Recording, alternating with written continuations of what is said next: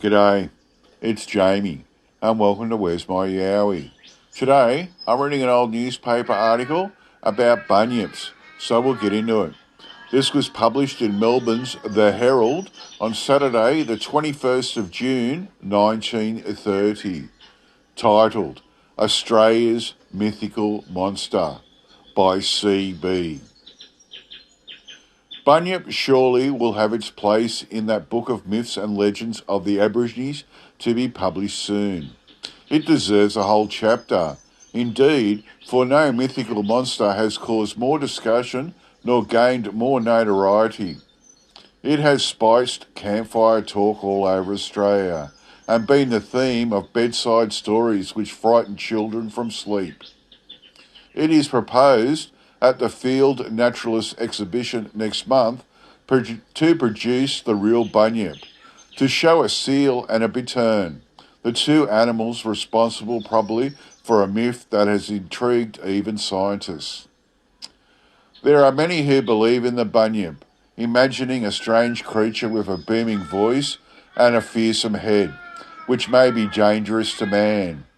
We had, only a few years ago, and not far from Melbourne, a bunyip scare. It was investigated by a newspaper man and a naturalist who, though failing to find the bunyip, met country people who expressed belief in the mythical creature. But is it purely mythical? Could seal and bittern be combined? Should we not have the bunyip? A seal's head popping up in a lake or a far inland river has given rise to bunyip stories. So has the echoing call of the bittern, that lonely, mysterious bird of reedy swamps and dark lagoons. The myth, you see, has roots at least in reality. It's not all woven of moonshine and fear and fancy. Throughout Australia, the tribes have myths of a bunyip or some other monster living in a swamp or river, and of dreadful appearance. It is, in most legendary tales, described as a manslayer and credited with a terrible voice.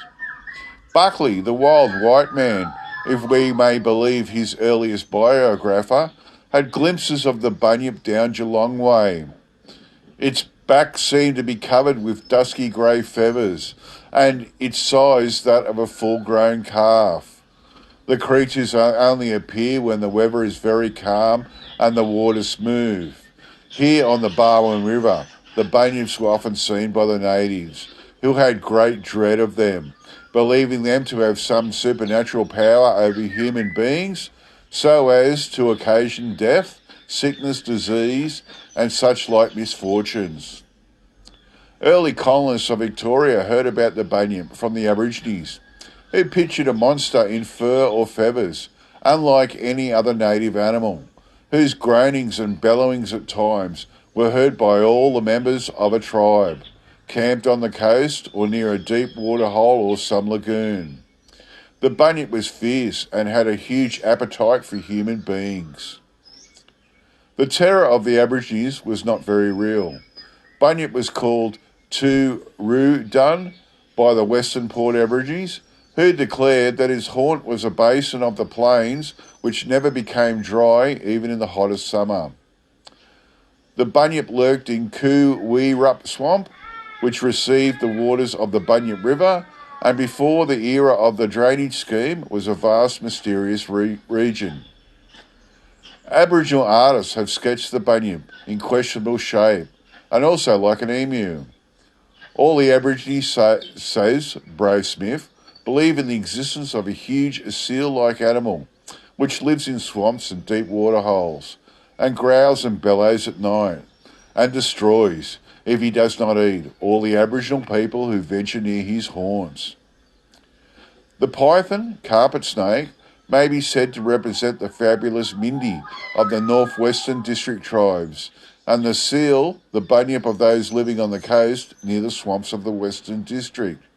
Even among the tribes in southeastern Australia, one finds remembrance of the age-old tales of terror. White men, both intelligent and truthful, have reported the strange animals seen by them in Victorian inland waters. Descriptions naturally differ, but generally they suggest the mythical monster of the Aborigines, shorn of its terrifying characteristics. In short, these observers met with seals. Mr. E.J. Dunn, the veteran geologist, in his paper on the Bunyip records having seen seals in the Murrumbidgee River, a herd of them swimming upstream against a strong current. Allowing for windings of the river, they were perhaps 2,000 miles from the coast.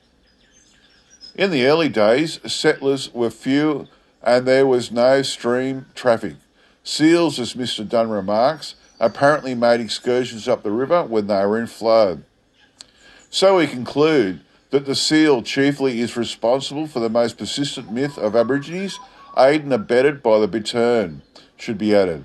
For, has not that bird, often heard but rarely seen, frightened even nervous white folks by its loud booming from the reeds? The end. It's pretty interesting, this, yes, and I agree with this article completely.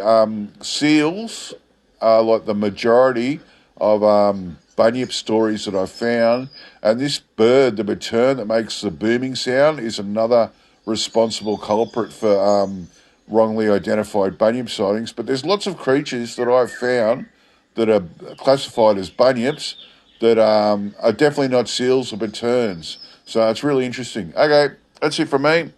I'll get back to you all next time. Bye.